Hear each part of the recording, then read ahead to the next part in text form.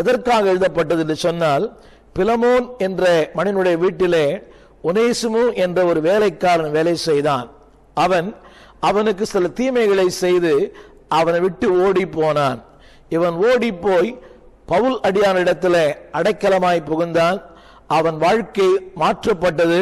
திரும்ப ஓடிப்போன இவனை திரும்ப பிலமோனிடத்திற்கு அனுப்புகிறார். இதுதான் இந்த அதிகாரத்தினுடைய கருப்பொருள். இந்த நாளிலே இந்த குடும்பம் எப்படிப்பட்ட குடும்பம் என்பதை நீங்கள் வாசிக்கலாம். பிலமோன் நிருபம் அது ஒரு அதிகாரம் மட்டும் 4ஆம் வசனத்தை நீங்கள் வாசிக்க கேட்கலாம். கர்த்தராகிய இயேசுவினிடத்திலும் எல்லா பரிசுத்தவான்களிடத்திலும் உள்ள உம்முடைய அன்பையும் உம்முடைய விசுவாசத்தையும் நான் கேள்விப்பட்டு.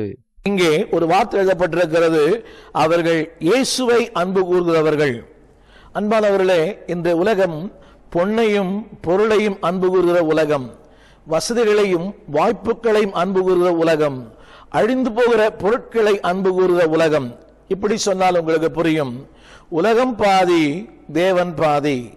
உலகமும் வேண்டும், தேவனும் வேண்டும்.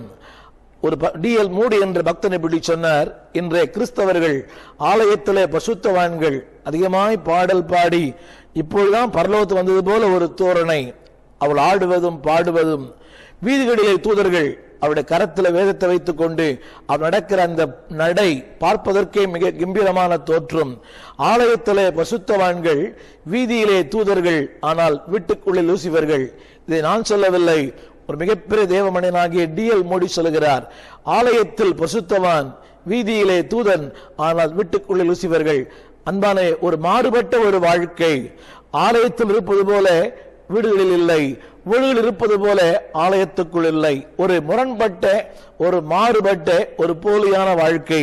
ஆனால் இந்த பிலமோனை குறித்து ஆவியானவர் சொல்கிறார், இவர்கள் இயேசுவினிடத்தில் அன்பு வைத்த ஒரு குடும்பம். எத்தனை பெரிய சாட்சி!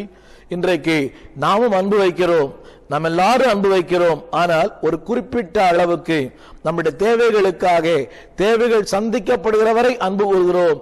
தேவைகள் சந்திக்கப்பட்ட பிறகு ஆண்டவருக்கு ஒரு குட் பை சொல்லிவிடுகிறோம்.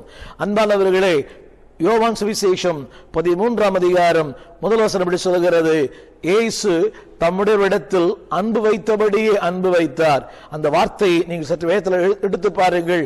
யோவான் சுவிசேஷம் 13ஆம் அதிகாரம் 1 வசனத்தில், தம்முடைய பிதாவிடத்திற்கு போகும்படியான வேலை வந்ததென்று அறிந்தும் தம்முடையவரிடத்திலும் எப்படி அன்பு வைத்தாரோ அந்த அன்பிலே கொஞ்சமும் மாற்றமில்லை. இன்றைக்கு நம்முடைய அன்பிலே, அன்பானவர்களே, இதை கேட்கிற என் அன்பு சகோதரனே, என் அன்பு சகோதரியே, ஆரம்பத்தில் கொண்டிருந்த அந்த அன்பு